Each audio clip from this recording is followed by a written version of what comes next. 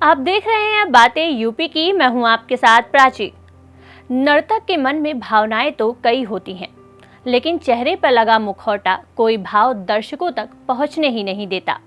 इतनी चुनौतियों के बावजूद सामने मौजूद दर्शक नर्तक की चाल और हाव भाव से सारी भावनाओं को समझ जाता है। ये मुखौटा ना सिर्फ प्रदर्शन में जान फूंक देते हैं, बल्कि बयां हो रही हर कहानी में जान डाल देते हैं। ये विशेषताएं हैं करीब 250 से 300 साल पुराने छऊ नृत्य की, जो झारखंड, ओडिशा और बंगाल की गलियों में आज भी जीवित है।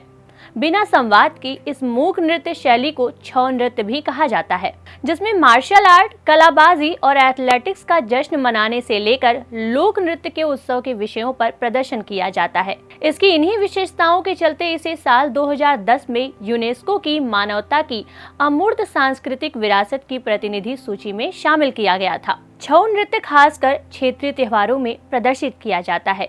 ये नृत्य अधिकतर बसंत त्योहार के चैत्र पर्व पर होता है और 13 दिन तक चलता है। इस नृत्य में पूरा संप्रदाय भाग लेता है। इस नृत्य में सांप्रदायिक प्रथा तथा नृत्य का मिश्रण है और इसमें लड़ाई की तकनीक एवं पशु की गति और चाल को प्रदर्शित करता है। गांव के कार्यों पर भी ये नृत्य प्रस्तुत किया जाता है। इस नृत्य को सिर्फ पुरुष ही करते हैं, जो कि परंपरागत कलाकार होते हैं या फिर स्थानीय समुदाय के लोग होते हैं।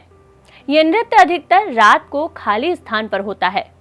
भारत की राष्ट्रीय अकादमी ने भारत में 8 शास्त्रीय नृत्यों को मान्यता प्रदान की है, जिसमें छऊ को शामिल नहीं किया गया है, जबकि संस्कृति मंत्रालय छऊ नृत्य को भी भारत का शास्त्रीय नृत्य मानता है, जिससे भारत में शास्त्रीय नृत्यों की कुल संख्या 9 हो जाती है।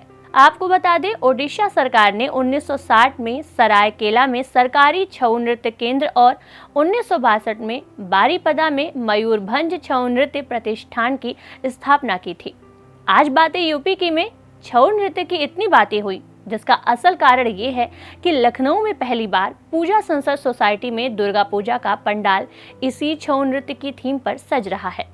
यहाँ तक कि जगत जननी मां की प्रतिमा का श्रृंगार भी छऊ नृत्य की शैली में देखने को मिलेगा। सोसाइटी के महासचिव निलाय सेन बताते हैं कि ये थीम आधारित दुर्गा पूजा पश्चिम बंगाल के कोलकाता में खासकर काफी प्रचलित है, लेकिन पहली बार इसे लखनऊ में लाया गया है। अगर आप इस पूजा में जाते हैं तो अपना अनुभव हमें कमेंट बॉक्स में जरूर बताइएगा। अब बारी है आज के सवाल की। हमें कमेंट बॉक्स में जरूर बताइएगा कि छऊ को छोड़कर भारत में 8 शास्त्रीय नृत्य कौन कौन से हैं और उसमें से हमारे यूपी का कौन सा है। आज के लिए बस इतना ही। जल्द ही मिलेंगे एक नए टॉपिक के साथ। तब तक के लिए देखते रहिए बातें यूपी की।